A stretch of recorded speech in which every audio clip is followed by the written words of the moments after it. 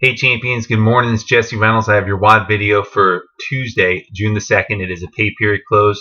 Work this pay period with focus. Do not quit until the buzzer. There's some incredible things happening with awesome breakthroughs across the team. We're excited for you guys. I just want to follow up to yesterday's WOD video. So yesterday we talked about the 3 qualities that we are prospecting for and that we must possess for successful distributors. Your business will move faster with the right people. So those 3 qualities are simply desire, teachability, and influence. We talked about that. So now I want to talk about the 4th quality, the intangible quality that is, I don't know how to teach it. I've taught about it. I've trained on it. And unfortunately, I've just seen it kind of glaze over people's heads so often. Even when there's people in the room where I'm just thinking, I really hope so-and-so gets this, and they don't get it. And so I hope this isn't that type of WOD video. And I encourage you, because again, this will be recorded now. I encourage you to lean into this. I encourage you, if you're listening to this and saying, "What's he talking about?" It, watch this over and over. Ask yourself this question of how can I grow in this area? You know, what are some things I can do, some disciplines I can adopt, some thought patterns I can adopt that will help me grow here. Because what I know is if you will do this, this is perhaps the single most important leadership trait. And what I know is this is a business of attraction, and we attract what we are. And until we first possess this quality, we cannot recruit and attract other leaders who also possess this quality. And what I know is until we possess this quality, we are going to severely limit the success, the depth, the duplication that we can have in our business. But once we do possess this quality, it will 100% take the lid off. And it's simply this: humility. Now, that is something that our society does not talk about a lot, and even when it does not really value. We live in a culture today in America where being proud and being boastful and being arrogant and being argumentative is not just showcased, it's celebrated, and it's disgusting. And I shared this yesterday with you in the WOD video. I'm a recovering jerk, and so this has been probably the hardest growth area for me. And I am not sitting here sharing with you I have figured this thing out. I am sharing with you I have made some growth in this area, and the growth that I have made has borne some fruit for us in our family. It's borne some fruit for us in our friendships and relationships, and it's definitely bared some fruit for us in our Advocare business. Being humble and possessing humility is countercultural. And that is why it is so hard. It is so challenging because we live in a culture and a society where being humble is not valued. But here in Advocare, this is a leadership culture. And being a humble leader is one of the greatest callings and responsibilities of high-level leaders. And if you're watching WOD videos, if you're committed to the fundamentals of Advocare, you have a calling and a destiny on your life to be a better leader, and becoming and growing as a humble leader will allow you to serve and lead and affect the lives of thousands and maybe tens of thousands or hundreds of thousands of distributors one day. But how do we become humble? So first, the enemy of being humble or possessing humility is pride or being prideful. And so one simple thing is just simply we have to start shifting our thoughts from what's in it for me to what's in it for them. If there are going to be times where certain actions or decisions that we make and take may not be in our best interest in terms of the short-term interaction, but they're the right thing to do and they honor the other person.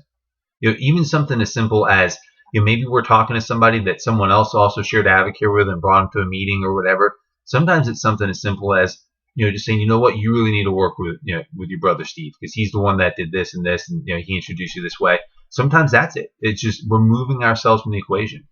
Oftentimes, and this is really the hardest area I think for humility, is letting go of being right. Again, we live in a society where being intelligent is highly valued. And I don't mean this disrespectfully. If you place a lot of stock in intelligence, I once did myself. But I look at the fruit that that has produced in the lives of so many, and I see a lot of very miserable, unfulfilled people who consider themselves to be very intelligent. Intelligence, I am convinced, does not mean happiness or success or significance.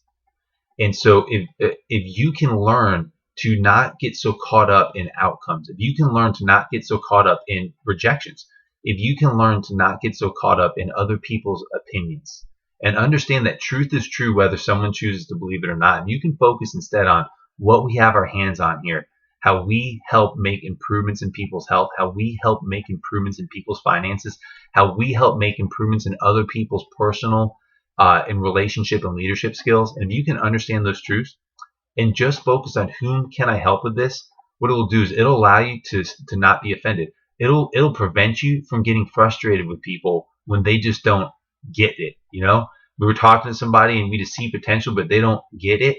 You'll learn to let that go, and you'll learn to honor them where they're at, and understand that many people just process things differently. Many people have different life timing, but we won't be so caught up again in our agenda.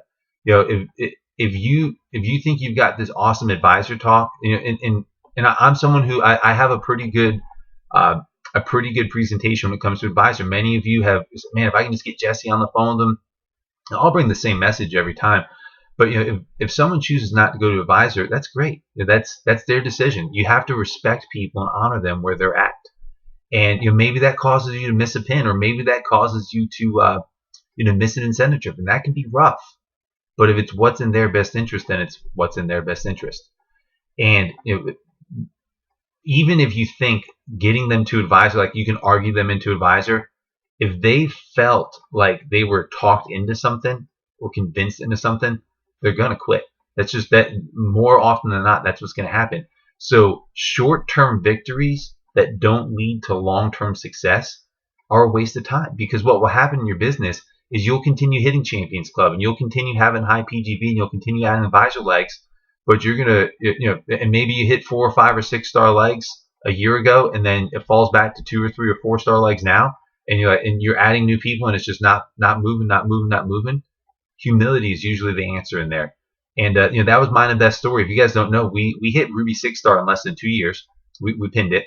The very next pay period, we hit silver. Our business fell from Ruby 6-star to silver, and we did not get paid Ruby 6-star again for another 18 months. That was a long, hard place to be in Avocare, especially because that was when Avocare really started taking off.